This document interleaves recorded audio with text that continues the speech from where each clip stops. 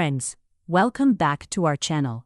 Last videolo manam types of JDBC drivers gurinchi telusukunnam. Ee videolo manam JDBC API Overview gurinchi telusukundam.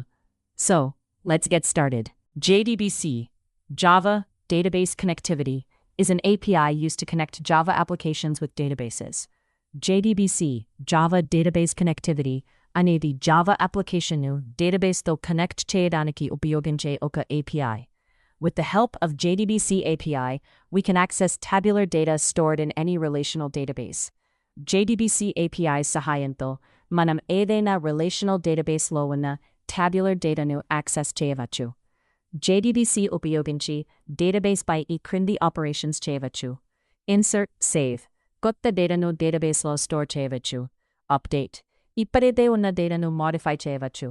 Delete, అవసరం లేని డేటాను తొలగించవచ్చు. Retrieve, fetch, database నుండి డేటాను పొందవచ్చు.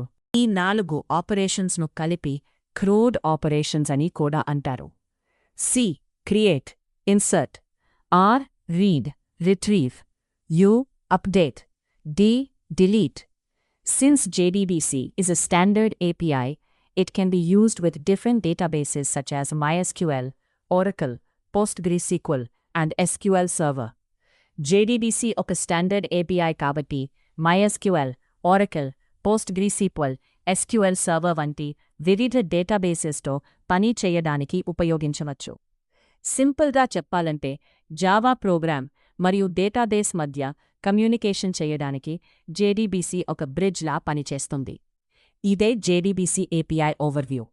తదుపరి వీడియోలో JDBC ఆర్కిటెక్చర్ గురించి వివరంగా తెలుసుకుందాం.